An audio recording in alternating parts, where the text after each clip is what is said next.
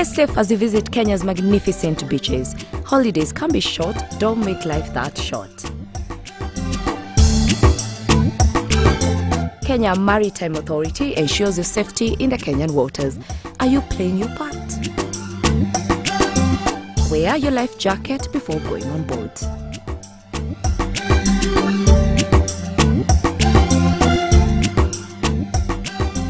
Keep a close watch on children when swimming. Do not stand. Refuse to board a full boat. Stay away from the waters if you're drinking alcohol. Holidays are fun, but don't make it this the last time you enjoy. Kenya Maritime Authority ensures your safety in water. Our call and rescue center is open 24 hours. In case of emergencies, call.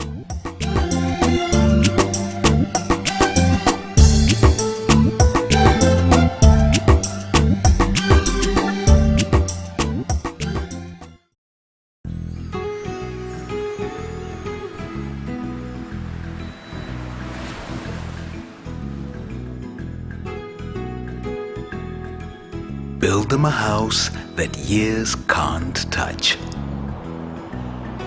Build them a home that makes them feel safe and loved. Build them a house that lives up to your dreams. When you build a home, build it with Nguvu cement from Bamburi. That is reliable and trusted to build durable structures. Because homes are built to last forever.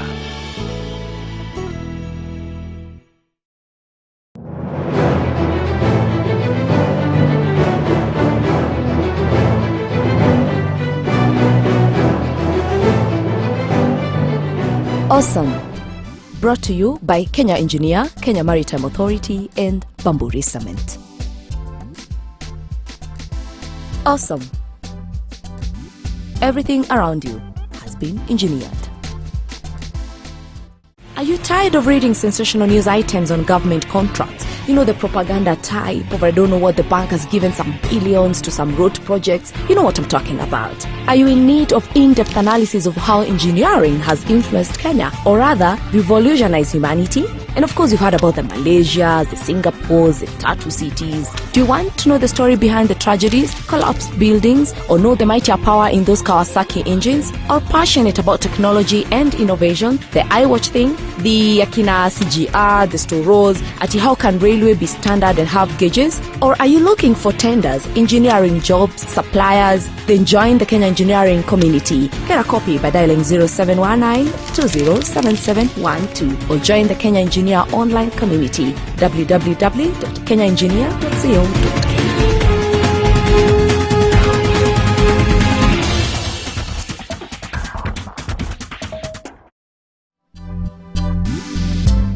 Engineers are at the forefront in designing and building the safest mode of transport systems, aeroplanes. Our first visit to Dr. Faustin Ondore, chairman of the Aeronautical Engineering Department at the Technical University Nairobi, revealed just that. Kenya Airways, again, we made some contact with them, and at the moment they're just about to produce the final version of the MOU. Now, basically what's going to happen is that the TUK and Kenya Airways will form a training collaboration, and that collaborative effort will see a number of things. Some of the students actually will be able to actually get attachments much more easily, internship at Kenya Airways. They'll give that priority to TUK students. So that should give us an edge of ensuring that we have places where people learn practical experiences, and I dare say many of them will use that route, and the results actually to employment for them. The Kenya-made twin-engine plane will be airborne by 2017. Did you know? On 20th December 1891, the first locomotive reached the shores of Lake Victoria, having covered 572-mile journey from the Kenyan coast. It has cost something in excess of 2,400 lives to build the Kenya-Uganda Railway, mostly through the servo-lines known as the man-eaters. The cost of the construction of the railway line was calculated to be $5.317 million pounds, an equivalent of a meager 8 million Kenya shillings today. A highlight of some of the transport infrastructure projects today include Nairobi Commuter Rail Project, Standard Gauge Railway, the Greenfield Terminal at Jomo Kenyatta International Airport, and the Lamu Port South Sudan-Ethiopia Transport Corridor. The Kenyan engineer is leading this path towards the modernization of our transport system. The transport sector in Kenya encompasses a transport system comprising of road, rail, air, and maritime. Even though a lot has been done to transform the transport infrastructure since 2012, including the launch of several multi-billion shillings projects in different parts of the country, the current state of Kenya's transport system still leaves a lot to be desired. For many years, the country has relied on traditional models of building roads to solve traffic problems with no efficient, cost-effective public mass transit system. As a result, a study on commuter pain survey places Nairobi residents on position 4 in terms of citizens who have the most painful commuter experience in the world. It must be noted that the transport sector is crucial in the promotion of socio-economic activities and development. An efficient and effective transport system is a mainspring for rapid and sustained development. Kenya's current road network inventory is estimated at 177,500 kilometers, comprising 63,000 kilometers classified roads and 114,500 kilometers of unclassified roads. Roads have long been considered as the prime communication link between all economic sectors and the citizenry in Kenya. Indeed, road accounts for over 80% of Kenya's total passenger and freight transportation.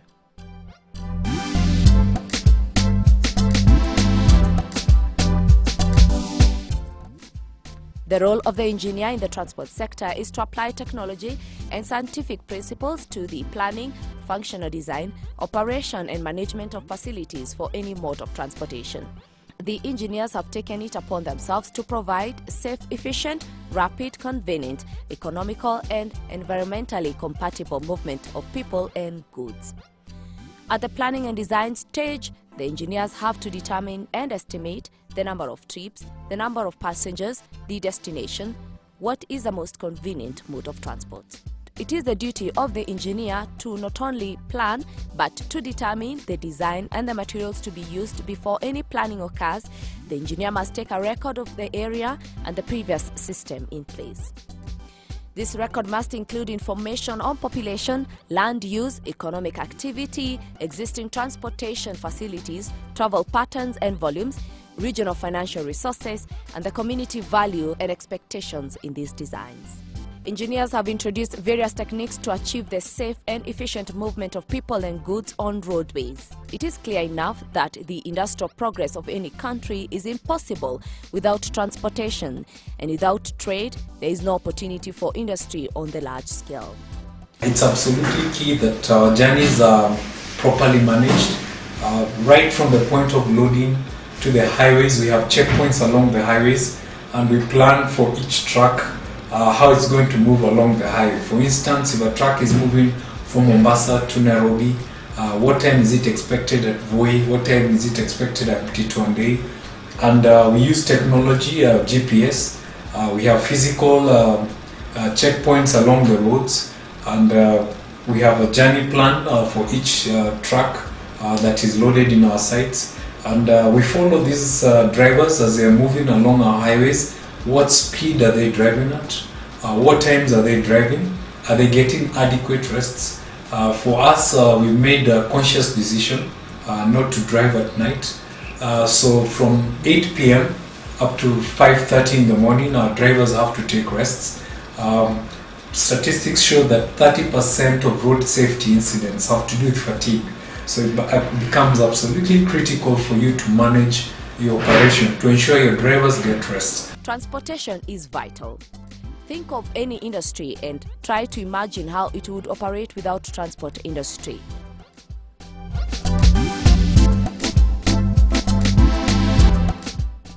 When transport systems are efficient, they provide economic and social opportunities and benefits that result in better accessibility to markets, employment, and additional investments. deficient transport can have an economic cost, such as reduced or missed opportunities and lower quality of life. By providing efficient transportation system, the engineer has assisted in reducing costs in many economic sectors. Since the collapse of the former bus system in 1990s, many Kenyans have relied on matatus, a paratransit system characterized by public service vehicles of varied sizes, to move from one point to the other. Until the introduction of SACCOs in 2013, the matatu industry was poorly supported, planned and regulated. Matatu owners operated individually and more often than not relied on gangs to survive in the chaotic homegrown sector. Nationwide matatu strikes, cases of insecurity and lawlessness were rampant, and there was no proper regulation of fare tariffs. The lack of a policy, a legal and proper institutional framework in the transport sector is to blame for depletion of public transport services. Development of transport infrastructure has also been hindered by rapid urbanization, high operational costs and crumbling infrastructure.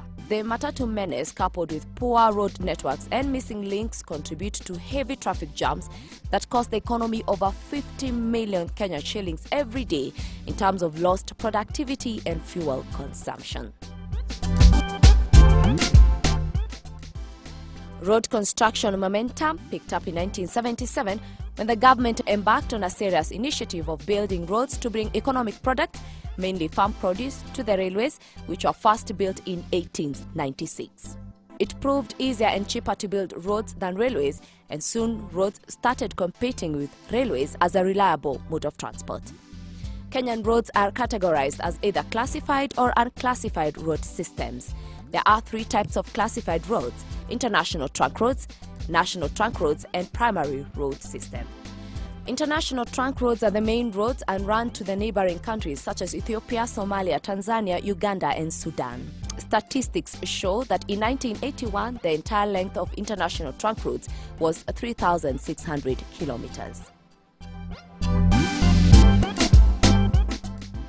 With an entire length of 2,785 kilometers in 1981, national trunk roads play an important role in connecting Kenyan cities and towns. In position 3 is the primary road system, which in the same period had an entire length of 7,750 kilometers. These roads link important provincial centers. Unclassified roads, on the other hand, are mostly gravel and earth standard with an entire length estimated to be 32,000 kilometers. This minor road system is mostly common in rural and remote areas. Despite having a life expectancy of 8 years, most people rely on roads to travel around the country and in the neighboring countries. Road transport is bedeviled with pollution, congestion, and accidents, among other externalities. With an average of 3,000 accidents every year, Kenya ranks among 10 countries with the highest accident record in the world. Consequently, fares and journey times are mostly unpredictable. Railway was the major mode of transport in 1890s to early 1970s. Railway networks remain mostly concentrated in the southwest of the country, with Mombasa, Nairobi, Nakuru, Kisumu and Eldoret being the main routes of the railway. These railway lines were built to transport bulk goods. What are the notable developments in transport systems in Kenya? What impact do these developments have on our economy?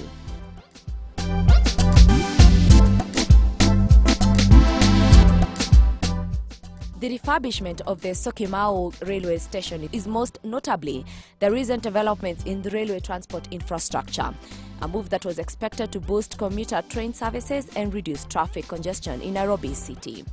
In the future, Kenya is banking on railway transport to provide a cheaper, more efficient and reliable transport system to serve its growing population as envisioned in the Vision 2030. Kenya's aviation industry accounts for 10% of Kenya's gross domestic product, GDP.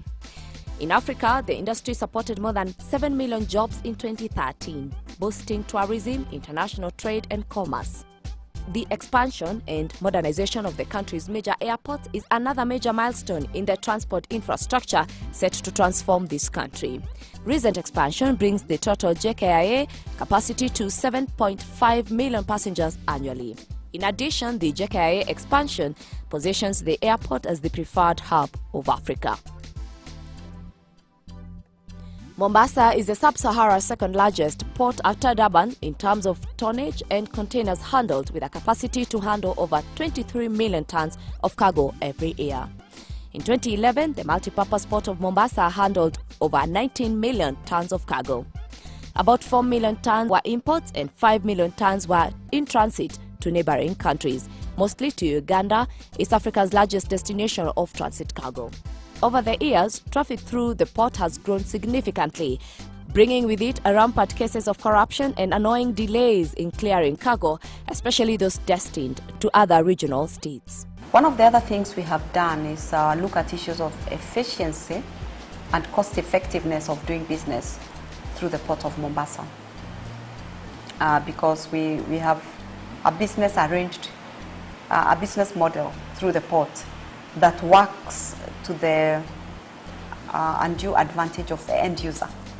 In terms of when cargo comes in, you as the importer, as the trader, you have no control over the various players along the way, along the transport logistics chain, who impact on your cargo, and yet the inefficiencies that breed costs are lumped on you, where you can't, you don't have any intervention to make.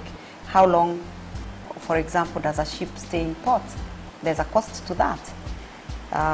If a ship is supposed to take 2 days, if she takes 5, then the extra 3 days, because ships cost money, the extra 3 days then will be borne by the end user, because demurrage, in terms of demurrage, in terms of rent, warehouse rent, in terms of all the sanctions that that may arise out of the delays along the transport logistics chain, all of them are borne by the end user and they are passed on to the buyer.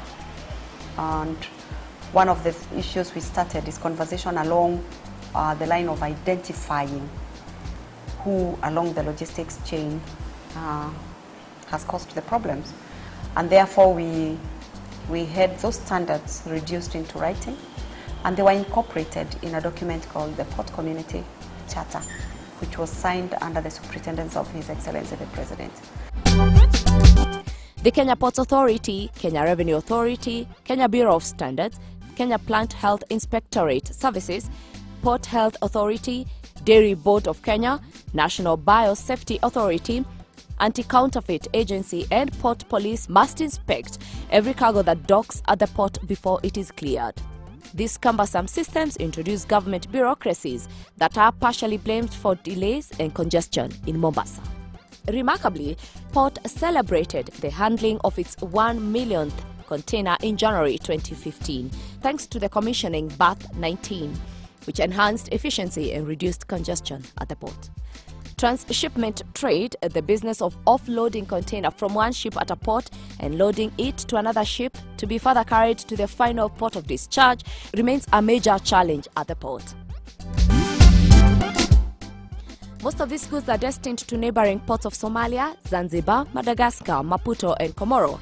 KPS statistics show that transshipment constituted about 480,000 tons, or 3% of 16 million tons of cargo traffic handled at the port of Mombasa in 2007 alone.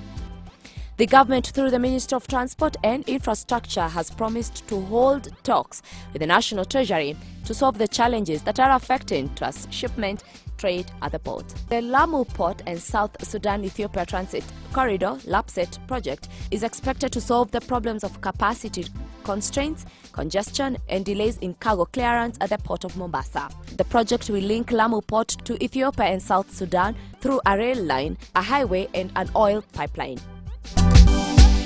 More importantly, the construction of 930-kilometer road from Juba to Eldoret will lower the cost of cargo transportation from the port of Mombasa to South Sudan. According to the government, successful implementation of LAPSET project will soon strengthen Kenya's position as a gateway and a transport and logistic hub to the East African sub-region and the Great Lake region to facilitate trade, promote regional economic integration and interconnectivity between African countries. Upon completion, LAPSSET will inject between 2% to 3% of GDP into the economy, provide equity in development of the entire country in line with the Constitution and the Kenya Vision 2030, enhance efficient, seamless intermodalism in the country's transport, the logistics operations, while the planned resort cities will resolve the current urban primacy scenario centered along the current Northern Corridor route from Mombasa, Nairobi, Malaba, and Kisumu, Busia, create employment and reduce poverty in the country, as well as improve accessibility and enhance socio-economic development of the northern part of the country, and will help strengthen socio-economic base of Kenya by improving infrastructure as a key backbone of the Kenyan economy, among other benefits.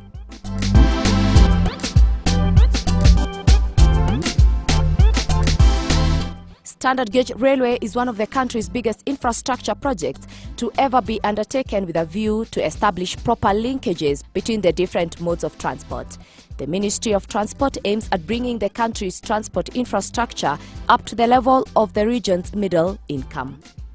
International financial institutions estimates that raising the country's infrastructure growth to that of Africa's middle-income countries would increase the sector's contribution to Kenya's per capita GDP growth by 3% point.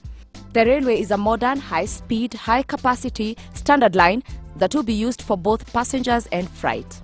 The first phase of the project involves the construction of a 609-kilometer railway from Nairobi to Mombasa. The second phase will stretch the railway all the way to Kigali, Rwanda, and Juba in South Sudan. Other major projects include port development projects, the LAPSSET corridor, the expansion and modernization of Mombasa and airports, especially the Jomo Kenyatta International Airport, and the expansion and increase of road networks. Mobility is one of the most fundamental and important characteristics of economic activities, as it satisfies the basic need of going from one location to the other, a need shared by passengers, freight, and information.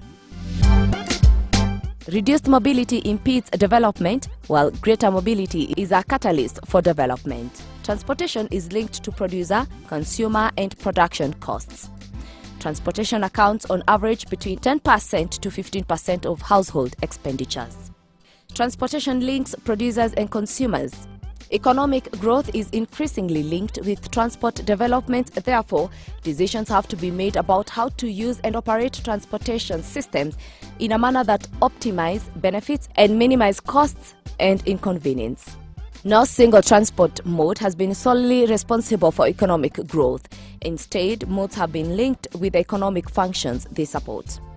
Zanzibar and Pemba are very, very close, where Kenyans actually could go for leisure over the weekend if we got reliable maritime transport. This is what we expect, that in 10 years that we'll be seeing most people using the water more, so that we ease the congestion on our roads. Due to increasing urbanization, developing economies like Kenya are characterized by a mismatch between limited supply and growing demand for transport infrastructure.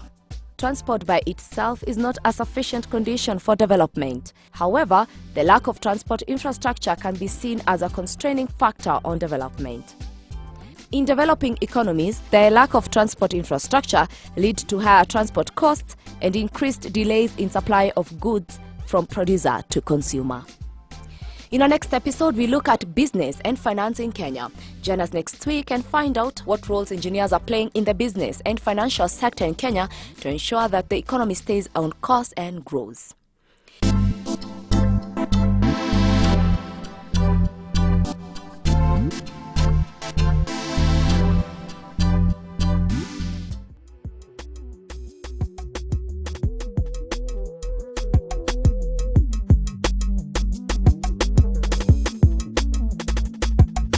Take one for the leaders of the nation, for the painting of a brand new state, for the leaders of the true soil, for another foundation. Take one for the leaders of the nation, for the painting of a brand new state, for the leaders of the true soil, for the movers and shakers. Set this go someplace, them somewhere far, nobody else. To set this course, having a clear appearance beyond the mountains, above the sky.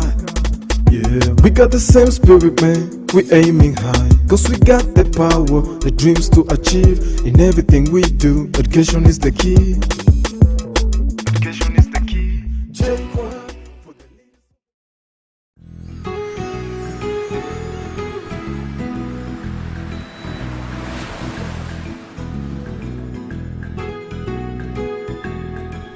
Build them a house that years can't touch.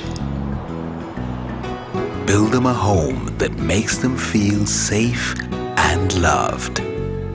Build them a house that lives up to your dreams. When you build a home, build it with Nguvu cement from Bamburi that is reliable and trusted to build durable structures. Because homes are built to last forever.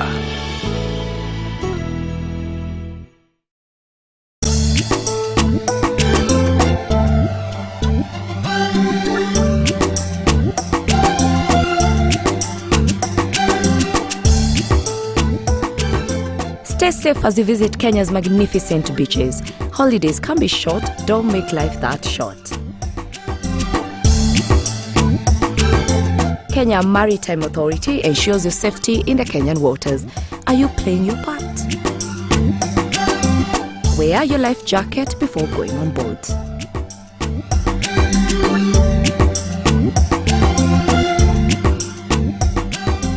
Keep a close watch on children when swimming. Do not stand, refuse to board a full boat. Stay away from the waters if you're drinking alcohol. Holidays are fun, but don't make it this the last time you enjoy. Kenya Maritime Authority ensures your safety in water. Our call and rescue center is open 24 hours. In case of emergencies, call.